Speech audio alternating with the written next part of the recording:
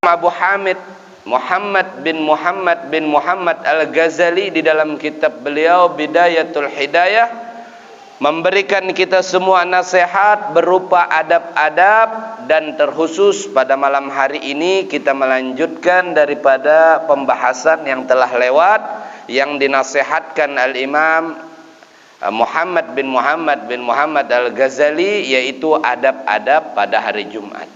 Perhatikanlah ketika pada hari Jumat, kesunahan-kesunahan yang dianjurkan, sebagaimana hari Jumat adalah hari yang dimuliakan oleh Allah, maka kita memuliakan adalah bagian kemuliaan.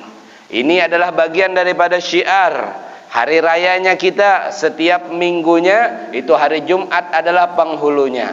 Maka jadikan hari tersebut terkhusus, disebabkan malamnya adalah malam penuh kemuliaan, harinya adalah hari penuh kemuliaan, paling afdal hari di antara hari-hari yang lain. Dan di hari Jumat tersebut, barang siapa yang menghidupkan malamnya, maka itu adalah bagian daripada kesunahan. Dan di hari Jumat tersebut ada satu masa yang mana apabila kita berdoa maupun meminta kepada Allah, maka tidak akan ditolak oleh Allah. Adalah saat tersebut adalah saat mustajab, saat tidak ditolak segala permintaan. Itulah kemuliaan di hari Jumat. Bahkan daripada khususiyah Nabi kita Muhammad sallallahu alaihi wasallam, daripada kehususannya, baginda Rasul sallallahu alaihi wasallam menganjurkan pada hari Jumat malamnya untuk memperbanyak membaca salawat kepada Nabi Muhammad sallallahu alaihi wasallam. Dan salah satu khususiyahnya pula diriwayatkan, barang siapa yang setelah sholat asar, antara sholat asar dengan sholat maghrib, lalu ia membaca salawat Allahumma salli ala Sayyidina Muhammadin abdika wa rasulika an-nabiyil ummi wa ala alihi wa sahbihi wa sallam taslima.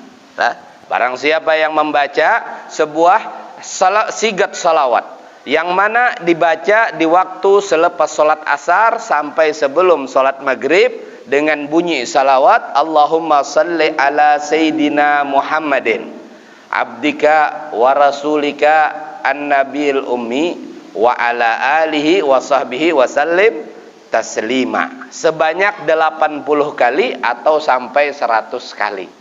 Barang siapa yang mengamalkan ini, maka Allah hapuskan dosanya, yang mana apabila ia berdosa selama 80 tahun lamanya, Allah hapuskan kesalahannya. Nah, ini salah satu khususiyah, salah satu keutamaan pada hari Jumat tersebut. Salah satunya pula di hari Jumat itu ada namanya Sa'ah Fatimiyah.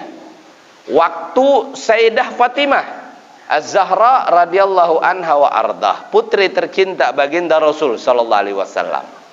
Jadi, banyak riwayat mengatakan kalau mau melihat Nabi sallallahu alaihi wasallam itu versi perempuan. Tapi jangan pian bayangkanlah aneh-aneh, jangan. Kalau pian mau melihat versi Nabi tapi versinya perempuan, itu Sayyidatuna Fatimah Az-Zahra. Begitu mirip perilakunya, begitu mirip rupanya, begitu mirip dengan Nabi sallallahu alaihi wasallam. Itu Sayyidatuna Fatimah Az-Zahra. Begitu pula ibadahnya. Begitu pula ibadahnya beliau. Nah, salah satunya itu ada nama saat keadaan disebut Sa'ah Fatimiyah. Waktu Sayyidah Fatimah. Kapan itu? Jadi apabila pada hari Jumat selepas sholat asar sampai waktu maghrib, itulah waktu Sa'ah Fatimiyah namanya. Jadi dulu Sayyidah Fatimah Az-Zahra radhiyallahu anha wa ardah, beliau apabila di hari Jumat di waktu asar sampai maghrib beliau akan berada di tempat ibadahnya, tidak keluar sama sekali, beribadah kepada Allah, berzikir kepada Allah. Beliau lakukan itu sampai selesai waktu tersebut. Makanya itu diberi nama Sa'ah Fatimiyah. Sebagian ulama berpendapat maka di hari Jumat itu itulah waktu yang mustajab, yaitu selepas sholat asar sampai waktu maghrib. Sebagian ulama berpendapat seperti itu. Ada yang mengatakan di malamnya, ada yang mengatakan ketika khatib berada di atas mimbar. Yang penting kita di hari Jumat melakukan perbuatan baik, insya Allah kita pasti akan dapat. Dan salah satu adab yang dijelaskan oleh Al-Imam Ghazali pula, ketika khutbah, ketika khatib telah berada di atas mimbar, maka kita tidak boleh apa? Berbuat lagak lah, berbicara, berbuat lagak lah. Sering kita dengar ketika Bilal mengingatkan, ansitu wastami'u rahimakumullah, jelas jar Bilal. Nang biasa jadi Bilal kan hafal itu. Ansitu berdiaman, wastami'u dangarakan. Ansitu wastami'u rahimakumullah. Ansitu perhatikan, wastami'u dengarkan. Rahimakumullah, wahai orang yang hadir semuanya yang dirahmati oleh Allah. Jangan ujar Bilal dangarakan, perhatikan, bah itu guring pian. Nah, ini luput lah. Ujar Bilal tadi dangarakan, perhatikan, bukan guring. Sudah nih, siap dah guring. Nah, ini lain lah maksudnya, itu perhatikan, dangarakan. Kenapa? Kalaunya berbicara takutnya lah tidak mendapat Jumat. Pala Jumat lah, kan ada hadis yang dibaca Bilal biasanya lah, barang siapa yang berbuat laga, berbicara, maka dia tidak dapat daripada pahala Jumat itu tadi. Nah, takutnya seperti itu. Atau pula dikatakan di dalam hadis, inna man qala li sabihi wal imam yaktubu ansit faqat laga wa mal laga bala jum'atalah. Artinya siapa yang berkata bagi kawannya ketika khatib sedang membaca khutbah, diamlah kamu, maka orang itu telah sia-sia. Dan siapa yang sia-sia bermakna ia tidak mendapatkan pahala Jumat. Jadi ujar Imam Ghazali, Sidin menukil sebuah hadis ini. Ada orang yang berbicara Jumatan tadi, ada orang berbicara, lalu kita menegurnya, berdiam. Orang yang berbicara tadi tidak dapat pahala Jumat. Nang menagur kayak apa? Sama, iya juga, kada dapat pahala Jumat juga. Kenapa? Bapandir juga ngarannya lah.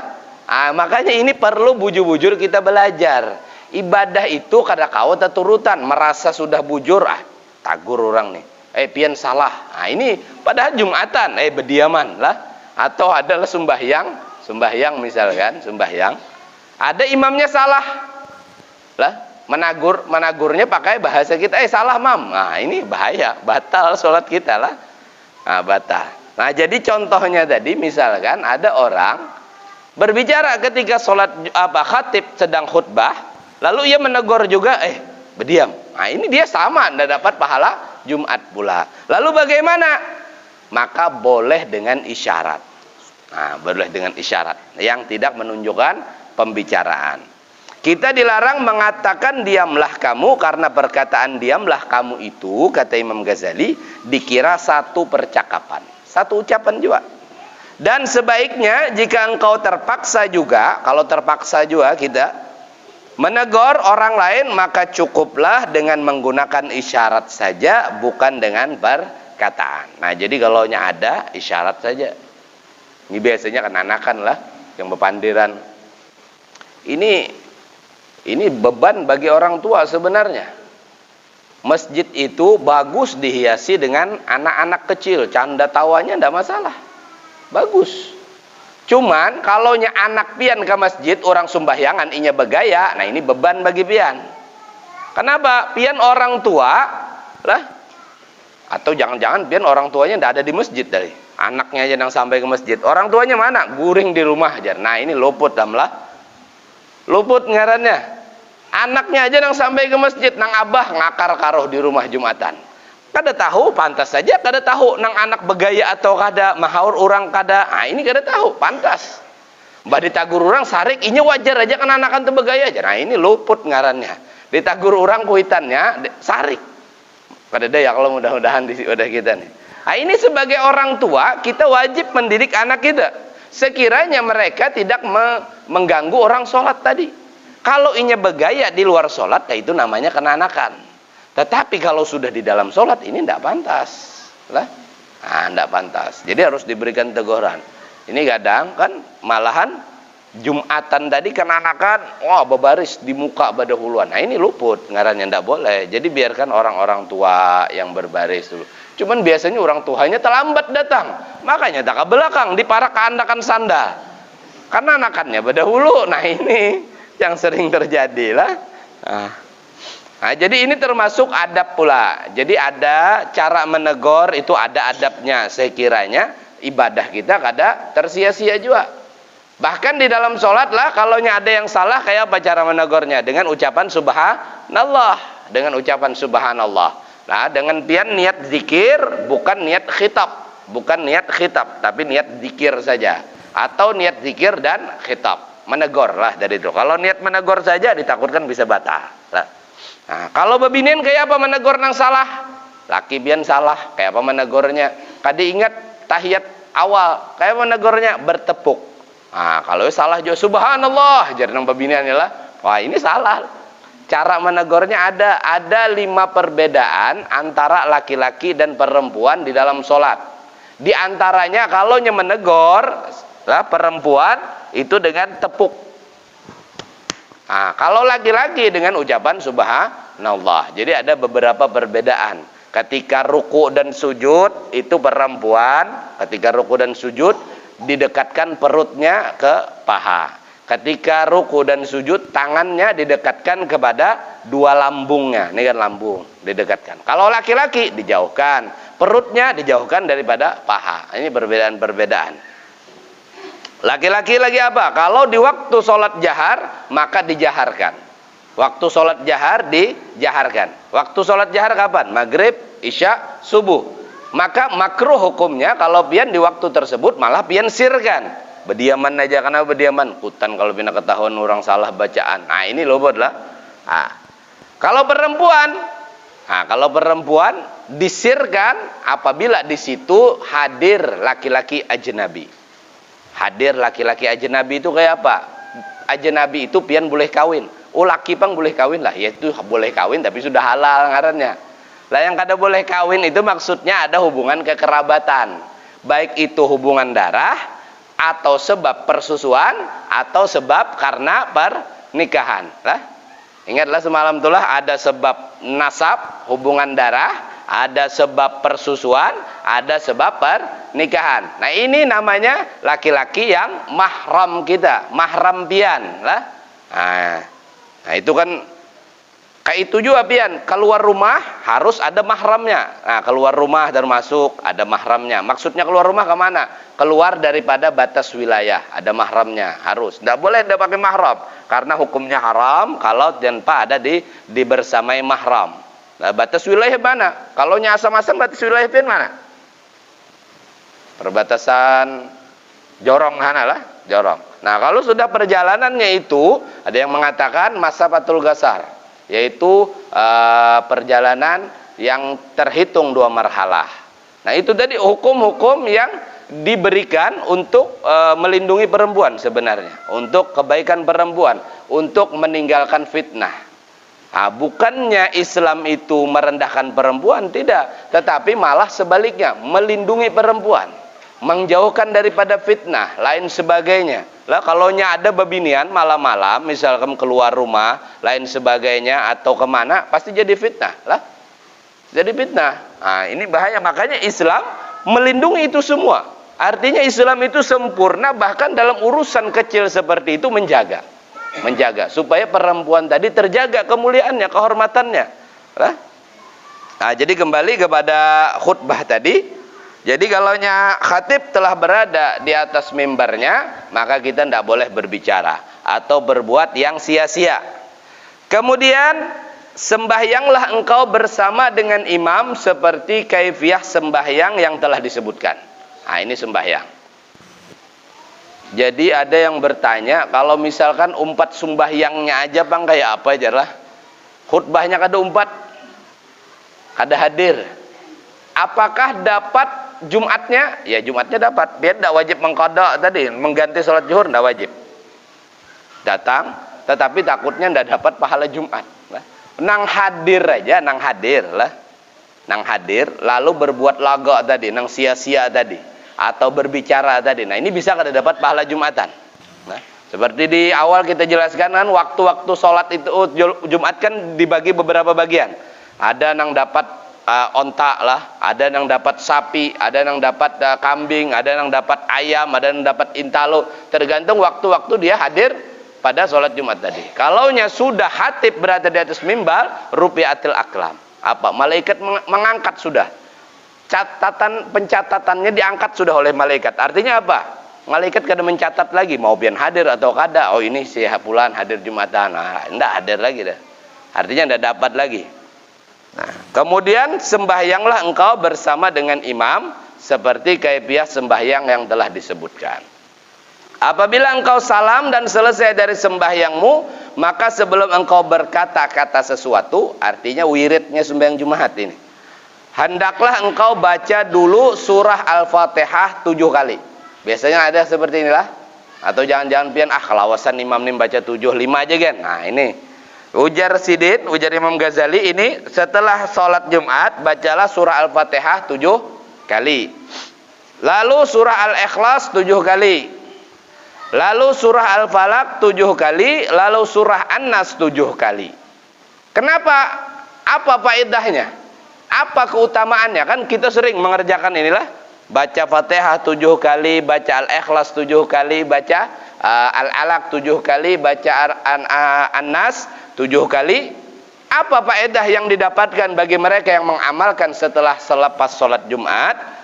Karena yang demikian itu, kata beliau, akan memelihara engkau dari gangguan syaitan. Nah, jadi kita akan terpelihara dari gangguan syaitan apabila kita membaca amalan ini, sehingga sampai ke minggu depan. Jadi pian semingguan insya Allah dipelihara dari gangguan syaitan, dipermudah untuk melawan hawa nafsu, gangguan setan.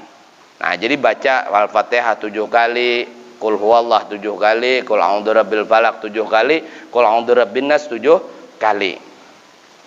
Maka barang siapa yang membaca yang demikian, maka insya Allah ia akan terpelihara dari gangguan syaitan sampai ke minggu depan. Dan ia akan menjadi bintang yang kokoh bagimu, apa? Benteng yang kokoh. Jadi bacaan itu tadi, amalan itu tadi akan menjadi penghalang bagi kita yang kokoh untuk menghadapi gangguan syaitan. Setelah itu baca olehmu akan doa, Allahumma ya Ghaniyu ya Hamid ya Mubdi'u ya Mu'id ya Rahim ya Wadud agnini bihalalika an haramika bita'atika an maksiatika bibadlika aman siwak. Nah, lah baca olehmu doa ini, ya artinya ya Allah Tuhan yang maha kaya, yang maha terpuji, yang yang memulakan ciptaan makhluk dan yang mengembalikannya, yang sangat kasih sayang dan yang sangat mencintai, kayakanlah aku dengan rizkimu. Nah ini yang ketujuh nang amalan-amalan sugih inilah, kayakanlah aku dengan rizkimu yang halal bukan yang haram, dan anugerahkan kepadaku akan taat kepadamu bukan maksiat, dan berikanlah aku dengan kelebihanmu bukan dengan kelebihan orang lain. Ini bagus diamalkan. Nang ketujuh lah hendak sugih lah, ini bagus. Atau baca doa Allahumma ya Ghaniyu ya Hamid agnini bihalikan haramika badlika aman siwa. Allahumma ya Ghaniyu ya Hamid agnini bihalalikan haramika badlika aman siwa 700 kali. Ah ini nang hendak sugih ini lah. Kalau pian bisa mengamalkan Allahumma ya Ghaniyu ya Hamid agnini bihalalikan haramika bifadlika aman siwa 700 kali. Kalau kada kawa 70 kali. Nah, kalau kada kawa 70 kali. Kalau kada kawa pang 7 kali. Nah, ini kenyamanan pian, sudahlah dikasih nang lebih mudah, minta nang lebih mudah lagi. 70 kali selepas sholat Jumat. Selepas sholat Jumat. Insyaallah tidak lepas beberapa minggu, insyaallah keadaan pian akan berubah.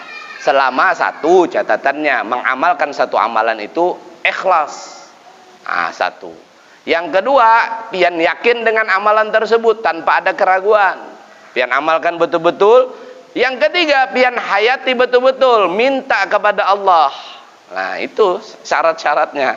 Amunnya pian kada yakin lah sambil kada ikhlas. Nah, ini lambat juga. Allahumma ya Ghaniyu ya Hamid agnini bihalalikan haramika badlika aman siwak. Kalau kawat 700, coba dulu 700. Walah, kada turun-turun jar, mulai masjid sekalinya amalan benar. Bagus, ini hari Jumat, seharusnya seperti itulah. Seharusnya seperti itu. Kalau kada kawat 70 kali. Atau baca doa yang seperti ini, Allahumma ya Ghani ya Hamid ya Mubdi ya Mu'id ya Rahim ya Wadud agnini bihalalikan haramika badlika amman siwak bita'atika ma'siyatika fadlika amman siwa. Setelah sembahyang Jumat, kata Imam Ghazali lagi, adabnya engkau sembahyang sunnah ba'diyah Jumat. Jangan lupa. Engkau sembahyang sunnah ba'diyah Jumat. 2 rakaat atau 4 rakaat. Atau 6 rakaat. Ini sama dengan ba'diyah zuhur lah. Ba'diyah zuhur berapa? 4 rakaat lah. 2 rakaat yang muakkad, 2 rakaat yang gairu muakkad, yang tidak muakkad. Atau 4 atau 6